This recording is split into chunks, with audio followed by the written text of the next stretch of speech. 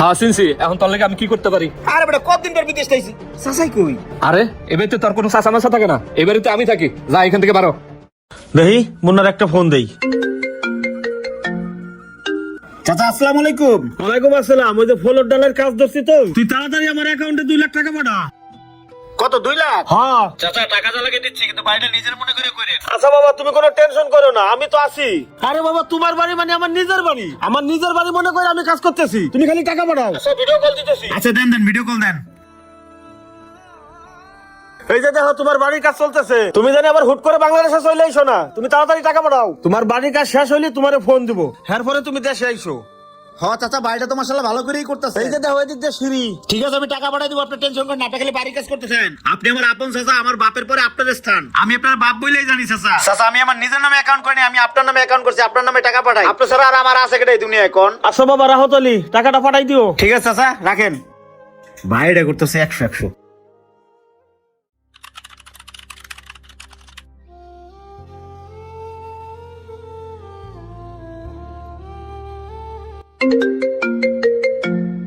কে phone দিল? চাচা। চাচা আসসালামু আলাইকুম। ওয়ালাইকুম সালাম। মুন্না ভালো আছো? এই তো চাচা ভালো আছি। বাবা সাত ডালের কাজ তো শেষ, আর নই যে দোতলার কলম ডালাই দিয়ে তুমি কালকে, তুমি দ্রুত ভাবে 1 লাখ টাকা পাঠাই দাও। ও 1 লাখ লাখ আজকে না? ও চাচা কয়দিন আগে না 2 লাখ টাকা পাঠাইলাম। আরে বাবা টাকা কি আমি খাইতেছি? টাকা তো তোমার বিল্ডিং এরই কাজে খাটাইতেছি। ঠিক আছে চাচা, আপনি কলম ডালাই দেওয়ার ব্যবস্থা করেন, আমি আজকে 2 লাখ টাকা পাঠাচ্ছি। আচ্ছা, আর ওই ঠিকঠাক মতন কাম কাজ করো, আর তাড়াতাড়ি টাকা পাঠাও। আচ্ছা। বাড়িপত্র জমিদারি নিয়ে তোমার কোনো টেনশন করা লাগবে না, আমি তোমার চাচা আছি নাকি? জি চাচা, এখন রাখি। ভাই আমি আপনার একটা কথা কই, কিছু মনে করেন না। এখন তো মানুষ নিজের বাপেরই বিশ্বাস করে না, আর আপনি চাচারে লাখ লাখ টাকা পাঠাইতেছেন, বিষয়টা বাড়াবাড়ি হইতেছে না ভাই? শোন, ওইটা নিয়ে টেনশন করা লাগবে না। বাপের পরে চাচা, এই চাচা আমার ছোটবেলাতে মানুষ করছে, এই চাচার দেখবো না, দেখমু গারে ক। তারপরেও ভাই এই প্রবাসে বসে এত কষ্ট করে টাকা পয়সা ইনকাম করেন, সব টাকা চাচার কাছে পাঠাইয়েন না, নিজের কাছেও কিছু রাখেন ভাই। শোন, দুনিয়াতে বাইচে থাকতে হলে কারো না কারো তো বিশ্বাস করতে হইব। চাচা তুই তোর কাজ চাচা। ঠিক আছে ভাই।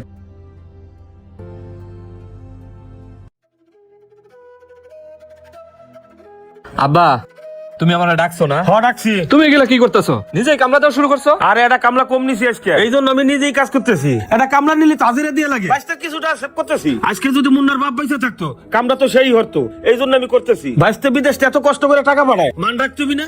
শোন, এই যে মুন্না বিদেশটা টাকা পাঠাইছে 1 লাখ, এই টাকাটা রড সিমেন্টের দোকানে দিয়ে আসবি। আমার বাইশটার কাম কবি 1 নম্বর রড সিমেন্ট দিতে, কোনো 2 নম্বর জানি না দেয়। হ্যাঁ, নিজের কামলাও তো কেউ এইভাবে দেয় না, যেমনি বাইশটার কামলা দিতেছ। আচ্ছা যাইতেছি। আচ্ছা তাড়াতাড়ি যা।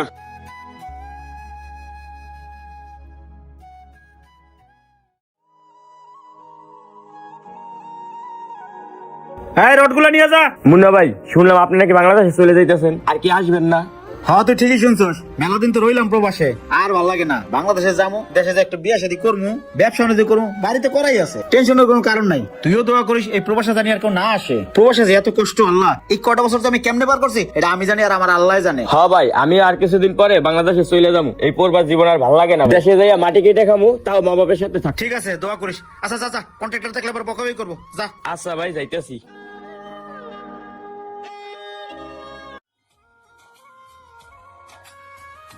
এতদিন পর বাংলাদেশে এলাম, এলাকা তো চেনাই জানা, যাই চাচার একটা সারপ্রাইজ দিব। হ্যাঁ এইটাই তো বাড়ি না, আমার প্রবাসের কষ্টের টাকাটা সার্থক হয়েছে। এই দেলের এক একটা ইট জানো, আমার কষ্ট করা এক একটা পয়সা। হ্যাঁ চাচা বাড়িটা করছে মাশাআল্লাহ, পুরো রাজপ্রসাদ বানাই রাখছে।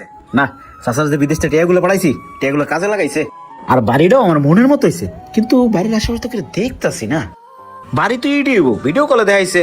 চাচা, ও চাচা, চাচা কি এটা শিমুল না? হ্যাঁ শিমুল, শিমুল কেমন আছোস? হ্যাঁ ভালো আছি। কি হয়েছে? বাড়ির সামনে এত হাউকাউ করতেছ কি লাগা? হ্যাঁ চাচা, তোমার চিনতে পারছ না? আমি মুন্না।